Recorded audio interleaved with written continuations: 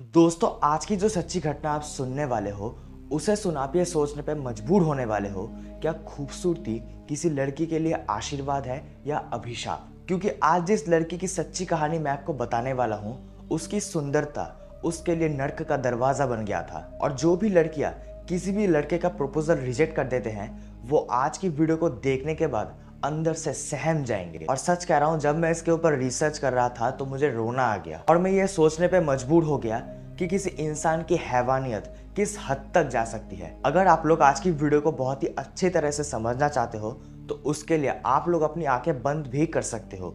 जो भी सिनेरियोज है वो आप खुद से इमेजिन कर पाओगे। जिनको इस वीडियो को आंखें खोल के देखनी है वो देख सकता है, लेकिन जिनको आंखें बंद करके इस वीडियो को देखना है और इस कहानी के और गहराई में जाना है, वो सबसे पहले इन लोगों का नाम सुनते जाइए। दोस्तों, ये लड़की जिसकी फोटो आप स्क्रीन पे देख रहे हो, इसका नाम है जुनको फुरुटा। इस आदमी का नाम है हिरोशी मियानो। और कहानी में इस हिरोशी मियानो के और भी 4 दोस्त इंक्लूड है, जिनके बारे में मैं आपको कहानी में आगे बताऊंगा। अपनी आंखों को बंद कर लीजिए और आराम से इस स्टोरी का मजा उठाइए।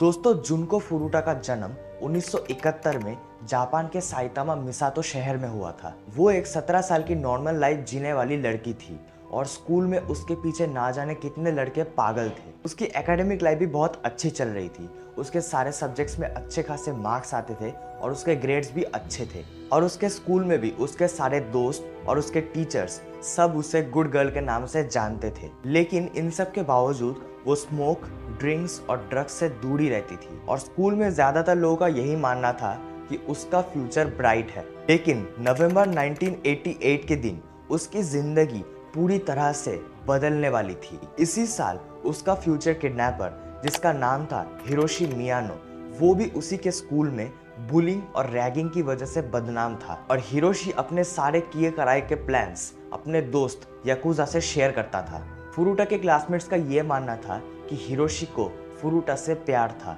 और उसने फुरुटा को शादी के लिए प्रपोज भी किया था। लेकिन फुरुटा ने उसका प्रपोजल रिजेक्ट कर दिया था, क्योंकि उस वक्त तक किसी ने भी हिरोशी को मना करने की कोशिश तक नहीं की थी। तो इस रिजेक्शन के बाद कहे तो एक तरह से उसकी ईगो हर्ट हुई थी। फिर इस रिजेक्शन के कुछ दिन बाद मियानो और उसका दोस्त मिनाटो उसी एरिया के किसी लोकल पार्क में घूम रहा था और मासूम लड़कियों को छेड़ रहा था। मियानो और मिनाटो एक ऐसे एक्सपीरियंस ग्रुप से बिलोंग करते थे जो कि मर्डर, किडनैपिंग और दुष्कर्म को अंजाम देते थे, और वो इन तीनों चीजों में एक्सपर्ट थे। उसी दिन 8:30 बजे के आसपास उन दोनों ने फुरुटा को अपनी साइकिल से वहां से जाते देखा। और उस वक्त फुरुटा अपनी जॉब से वापस अपने घर जा रही थी। लेकिन फुरुटा को देखने के बाद हिरोशी को अपना पुराना बदला याद आया और उसने फुरुटा को किडनैप करने का सोचा। तो हिरोशी ने उस वक्त अपने दोस्त मिनाटो को वहां पे थोड़ा ड्रामा करने को बोला, जिसके बाद मिनाटो जानबूझ करके फुरुटा की साइकिल के सामने जाके खड़ा हो गया और उसको तंग करने लगा। इसके बाद मियानो ने वहां पे हीरो जैसी एंट्री ली और उसने फुरुटा को बचा के उसे ऐसा दिखाया कि वो कितना अच्छा इंसान है। जिसके बाद फुरुटा को भी मियानो पे भरोसा हो जाता है कि ये आदमी तो मेरी केयर करता है, मुझसे प्यार करता है, मैंने इसको क्यों रिजेक्ट किया। लेकिन यही भरोसा फुरुटा के लिए आगे चल के उसके लिए बहुत महंगा पड़ने वाला था, क्योंकि आगे जाके जो कुछ भी फुरुटा के साथ होने वाला था वो उसकी जिंदगी तबाह करने वाला था। मियानो ने फुरुटा से पूछा कि अगर तुम्हें दिक्कत ना हो तो क्या तुम मेरे साथ मेरे घर चलोगी, वहां तुम सुरक्षित भी रहोगी। और इस समय तक फुरुटा को मियानो पे इतना ज्यादा भरोसा हो जाता है कि वो सीधा सीधा उसको हाँ बोल देती है। फिर हिरोशी मियानो फुरुटा को लेके एक अबैंडन वेयर हाउस में लेके जाता है, जहां जाने के बाद वो फुरुटा को ये बोलता है कि अभी तुम्हारे साथ जो कुछ भी हुआ वो सब प्री प्लान था, और वो आदमी जो तुम्हें तंग कर रहा था मेरा दोस्त याकुजा था। और उसने फुरुटा को ये भी धमकी दी कि अगर उसने ज्यादा शोर शराबा करने की कोशिश की तो हिरोशी फुरुटा की फैमिली मेंबर्स को मार डालेगा। मतलब एक हिसाब से फुरुटा अब हिरोशी के चंगुल में बुरी तरह से फंस चुकी थी। फिर हिरोशी मियानो फुरुटा को लेके उसी पार्क में दोबारा जाता है, जहां उसके 3 दोस्त मिनाटो, ओगुड़ा और वतन में उनका इंतजार करते हैं। फिर वो लोग फुरुटा को लेके उसी वेयर हाउस में दोबारा जाते हैं और वहां जाने के बाद वो चारों फुरुटा के साथ अपने दुष्कर्म को अंजाम देते हैं। फिर वो लोग फुरुटा को लेके मिनाटो के घर पे लेके जाते हैं और वहां वो लोग फुरुटा की स्मगलिंग करते हैं।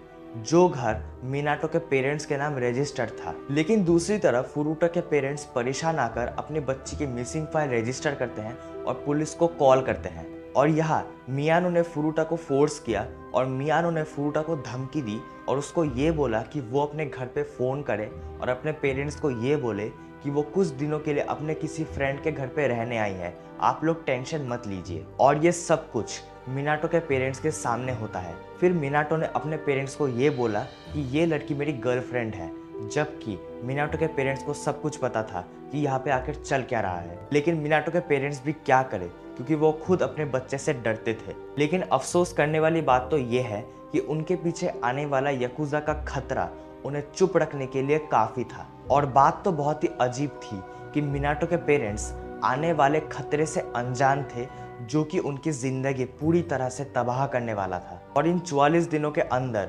मियानो और उसके दोस्तों ने फुरुटा के साथ 44 बार अपने दुष्कर्म को अंजाम दिया। और जिस हद तक भी वो जा सकते थे, जिस हैवानियत को वो उसे दिखा सकते थे, वो उन्होंने किया। और उनके ग्रुप के बाकी जो लोग थे, उन्होंने भी जिस हद तक वो फुरुटा को टॉर्चर कर सकते थे, उन्होंने किया, सारी हदें पार कर दी। लेकिन अब भी उन लोगों का मन कहाँ भरने वाला था। वो उस बच्ची से ऐसी ऐसी चीज़ें करवाते थे जिसे सुन आम आदमी की उल्टी निकल जाएगी। जैसे कि उसको जिंदा कॉकरोचेस दी जाती थी खाने के लिए और उसको उसी का पेशाब पीने के लिए फोर्स किया जाता था। लेकिन इन सब के बावजूद फुरुटा का शरीर ये सब भी सह रहा था। लेकिन अक्सर वो लोग फुरुटा के शरीर को सीलिंग से उल्टा लटका के उसे गोल्फ क्लब्स, बैम्बू स्टिक, यहाँ तक कि लोहे के रॉड से भी मारते थे और असॉल्ट भी करते थे। उसकी आंखों की पत्तियों को कैंडल वैक्स, लाइटर और सिगरेट से बुरी तरह से जला दिया गया था। और ये टॉर्चर तब तक खत्म नहीं हुआ जब जाके आखिरकार फुरुटा की डेथ हो गई। फुरुटा के केस में सबसे अजीब बात तो ये है कि जब मिनाटो के पेरेंट्स को सब कुछ पता था, तो उन्होंने चोरी चुप के पुलिस को फ़ोन क्यों नहीं किया। और जब किसी दूसरी बार किसी अनजान शख्स ने पुलिस को दो बार अलर्ट सिग्नल्स भेजे, तो उन्होंने उनके घर की तलाशी क्यों नहीं की, क्योंकि अगर वो लोग तलाशी करते तो शायद फुरुटा की जान भी बच सकती थी। एक बार जब मियानो ने अपने किसी दोस्त को मिनाटो के घर पे इनवाइट किया, तो वो घर में घुसने के बाद जब किसी दूसरे रूम में एक लड़की की लाश को देखता है और वो लाश फुरुटा की थी, तो उसे अजीब सा लगता है। तो इसके बारे में वो उसके पेरेंट्स से पूछता है और उस दोस्त ने मियानो के पेरेंट्स को ये भी बोला कि अगर कुछ गड़बड़ है तो आप पुलिस को फ़ोन क्यों नहीं करते, चक्कर क्या है, अगर कुछ गलत है तो आप मुझे बोलिए, मैं खुद पुलिस स्टेशन जाके कंप्लेन रजिस्टर करके आता हूँ। दूसरी बार फुरुटा को एक चांस मिलता है तो वो लैंडलाइन से पुलिस को कॉल करती है। लेकिन इसके पहले ही वो कुछ बोलती, उन लोगों ने फुरुटा को ये सब करते हुए देख लिया और उन लोगों ने फुरुटा के हाथ से फ़ोन छीन के पुलिस को ये बोला कि आपके यहाँ गलती से कॉल लग गया था। लेकिन ये कॉल फुरुटा की जिंदगी की सबसे बड़ी गलती होने वाली थी। उन लोगों ने फुरुटा को सजा देने के लिए उसके पैरों को लिक्विड फ्लूइड में डाल के उसे बुरी तरह से जला दिया और उसके पूरे शरीर में लाइटर से आग के छोटे छोटे गड्ढे बना दिए ताकि उसका पूरा शरीर बदसूरती से भर जाए। और फिर आया वो दिन जिस दिन फुरुटा को इस दर्द से छुटकारा मिलने वाला था, और वो भी जिंदगी भर के लिए। 4 जनवरी 1989 के दिन उन लोगों ने फुरुटा को इतना टॉर्चर किया, सारी हदें पार कर दी कि अंत में फुरुटा का शरीर ये सब कुछ नहीं सह पाया और उसने ऑन द स्पॉट अपना दम तोड़ दिया। और फिर मर्डर के डर से उन्होंने फुरुटा की लाश को एक 55 गैलन के ड्रम में डाल के उसमें सीमेंट और कंक्रीट डाल के उसे जमा दिया और एक ट्रक की मदद से उसे शहर के बाहर भिजवा दिया, जिसके बाद उन्हें ये तो गारंटी हो गया था कि अब पुलिस उन्हें इस मर्डर के इल्जाम में कभी भी पकड़ नहीं पाएगी। लेकिन वो लोग भूल गए कि गुनाह चाहे कितना भी बड़ा क्यों ना हो, आपको सजा मिलेगी तो मिलेगी, दैट्स श्योर। क्योंकि इस घटना के 2 हफ्ते बाद पुलिस ने मियानो और ओगुरा को उनके अलग अलग ग्रुप्स के साथ किसी लड़की के किडनैपिंग और दुष्कर्म के अंजाम में उन्हें अरेस्ट किया था। लेकिन मैं आपको बता दूं कि उन लोगों को फुरुटा की किडनैपिंग केस के सिलसिले में अरेस्ट नहीं किया गया था। लेकिन मियानो से पूछताछ के वक्त उन्होंने ऐसे ही फुरुटा की बात को छेड़ा था और जिसके बाद मियानो की पैंट में ही सुसु निकल गई।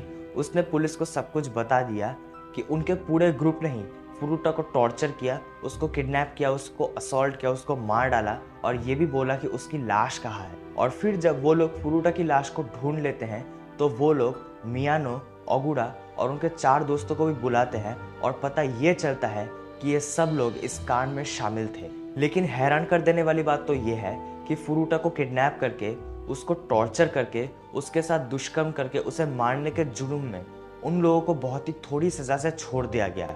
हिरोशी मियानो को 20 साल की सजा सुनाई गई, शिंजी मिनातो को 5 से 9 साल की, जो ओगुरा को 5 से 10 साल की और यशुशी वतनबे को 5 से 7 साल की सजा सुनाई गई। और इनकी सजा इतनी बड़ी ना होने का रीज़न ये भी था कि जिस एज में इन लोगों ने फुरुटा के साथ अपने कर्म को अंजाम दिया, उस वक्त वो सब लोग टीन एजर्स थे।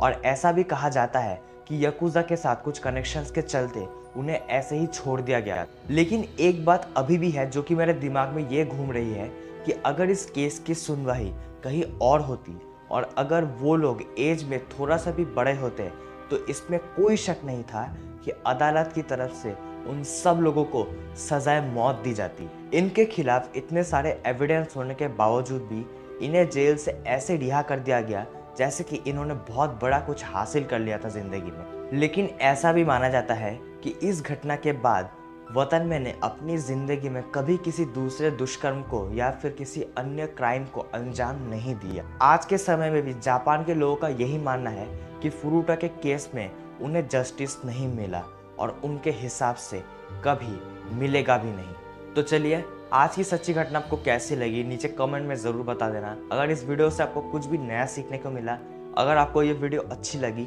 तो लाइक कर देना और हाँ, सब्सक्राइब भी ज़रूर कर देना, क्योंकि मैं आपके लिए ऐसे ही सच्ची घटना दोबारा लाता रहूँगा। और जैसा कि मैं हर वीडियो में बोलता हूँ, subscribe this channel to get more videos like this.